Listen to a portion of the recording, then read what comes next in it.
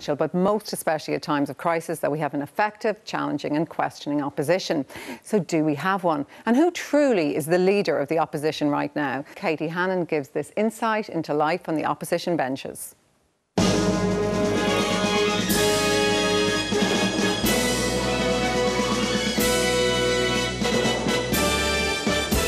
These were false figures. Let's have a wee bit of transparency. I do not believe you, Taoiseach. You haven't delivered.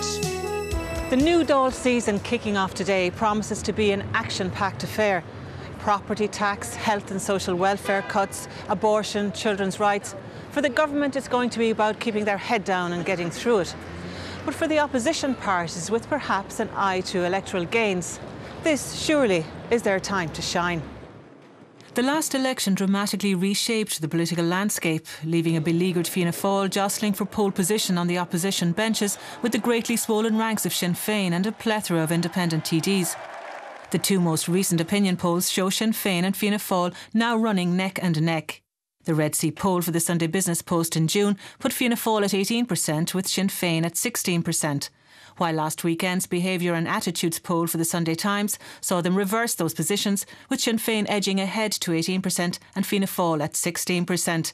So do these figures reflect their performances? So far, I suppose there's no contest really. Sinn Féin have been the clear winners. You'd have to say they've far more practice at opposition than Fianna Fáil do, who were, so newbie to the whole thing. And you'd have to say right up to the beginning of the summer still really hadn't found their feet. Micheál Martin, generally regarded as having performed well in tricky circumstances, has the air of a man just getting into his stride.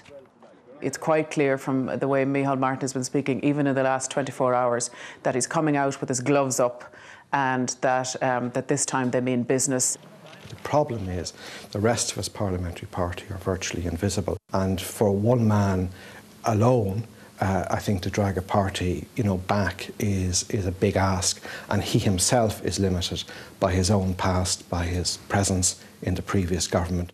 The other side of that is Gerry Adams, who has not been a particularly strong leader, who always, I think, when you hear him, see him in the Dáil chamber or hear him on the radio and that, seems like a visitor. And yet behind him, in his party ranks, you have somebody like Mary Lou MacDonald, who is probably the star performer of this Dáil, and Pierce Doherty and Pádraig McLaughlin and those. It's a very strong lineup.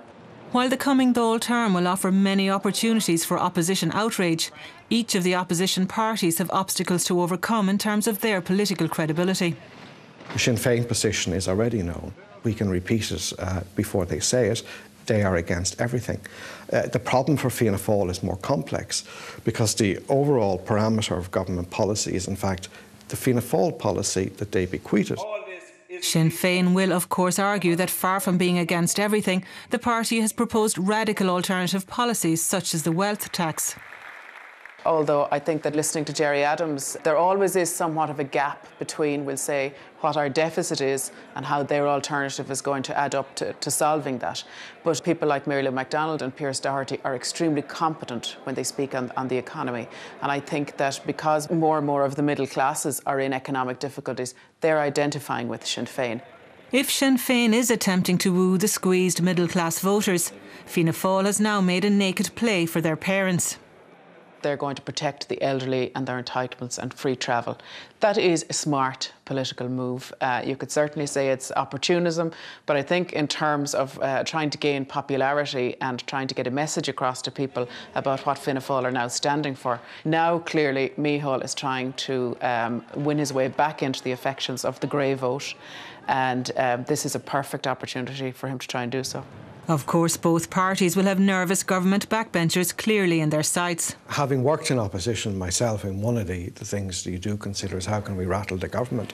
And the government is losing its composure. I think it's increasingly possible to create a situation where the management of government internally becomes more difficult, more time-consuming, as more people have to be minded more carefully simply to get from one day to the next. But as they get down and dirty in the Dáil trenches, is there a danger that they will lose sight of the bigger picture? It's still a very populist, pragmatic political culture. The parties are very orientated towards electoral wins rather than bigger policy choices. We've been told ad nauseum that we need 1.25 billion tax and we need 2.5 billion expenditure cuts. Now, that's not a God-given fact. It's not from the Troika. That's a government decision. And I think the opposition could have been much more creative about trying to reframe that debate and putting some of the real alternatives that there are on the table.